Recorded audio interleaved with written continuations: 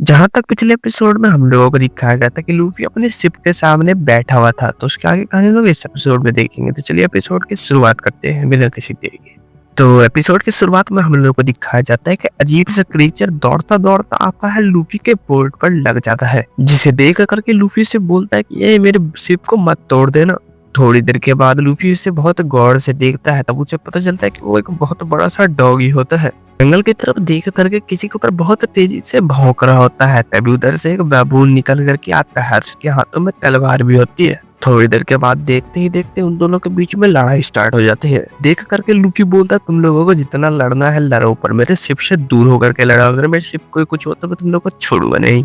उसके बाद लूफी को याद आता है कि कैसे वो यहाँ पर आ गया। जब वो जा रहा था तो सामने एक बहुत बड़ा सा वर्लपुल था, वहां पर शिप का कंट्रोल खो गया। अभी सारे लोग जाकर के सांजी को पकड़ लेते हैं।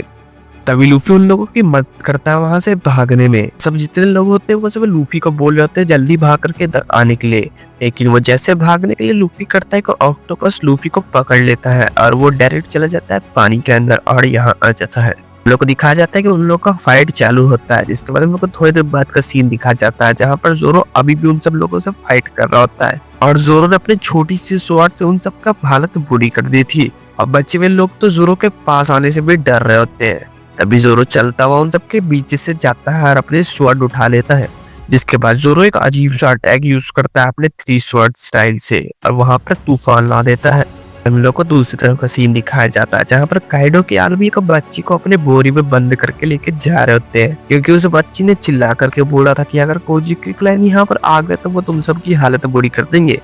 और वानो में कोजुकी क्लैन का नाम लेना भी एक क्रिमिनल माना जाता है। तो हम लोगों को दिखाया जाता है कि काइडो की आर्मी जो होती है उसने दूर से लूफी को भी देख लिया होता है और उनका हेड जो वहां पर बैठा हुआ होता है वह बोलता है कि जाकर के उस पायरेट को खत्म कर दो। तभी एक पायरेट उसके ऊपर गोली चला देता है लूफी के करने, लेकिन वो ऑब्जर्वेशन हाकी की मदद से बच जाता है। बाद लूफी अपने हाथ को स्ट्रेच करता है और दौड़ता हुआ जाता है और बहुत सारी गोलियों को डॉज भी करता है और जा करके अपने पैर को इतना बड़ा करता है कि वो ड्रैगन वहीं पर गिर जाता है। साथ साथ उसके ऊपर जो पैरेट बैठा हुआ था वो भी गिर जाता है। उसके हाथ से वो बैग छूट जाता है जिसके अंदर वो बच्ची होती है।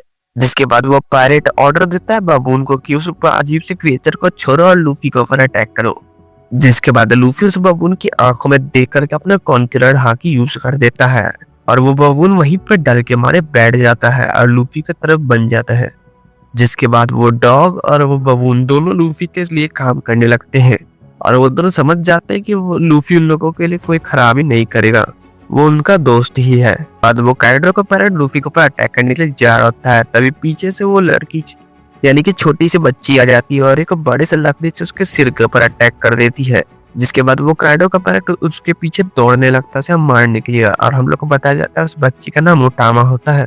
और तभी लूफी अपना हाथ स्ट्रेच करता है और उसे उठा करके दूर फेंक देता है। जिसके बाद वो बच्ची बोलने लगती है कि मुझे माफ कर दो, मैं सरेंडर करती हूँ।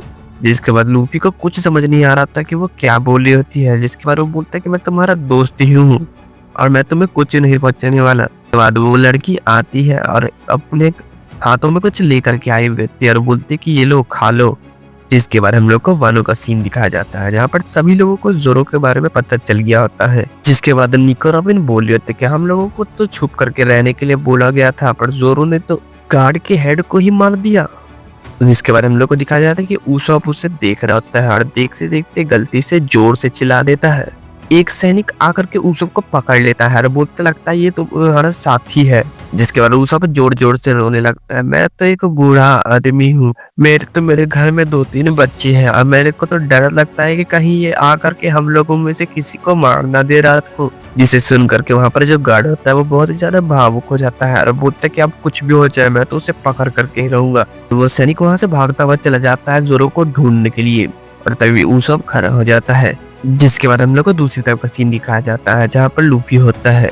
वहाँ पर ओटामा उस बबून को ट्रेन करने में कामयाब हो जाती है, क्योंकि ओटामा के पास एक डेविल फ्रूट था। वो अपने गालों से कुछ भी निकाल करके खाने के लिए दे सकती थी, अगर उससे कोई भी खा लेगा तो वो उसका अलाई बन जाएगा और ओटामा की सारी बातें मानेगा। बाद लूफी ओटामा से पूछता है क्या ये वानो है। जिसके बाद ओटामा बोलते कि हाँ ये वानो ही है। जिसे सुनकर के लूफी को बहुत ज्यादा खुशी होता है और लूफी चिल्लाता हुआ बोलता है काइडो तुम वहीं रुकना, मैं वहां आ रहा हूँ तुम्हें मारने के लिए।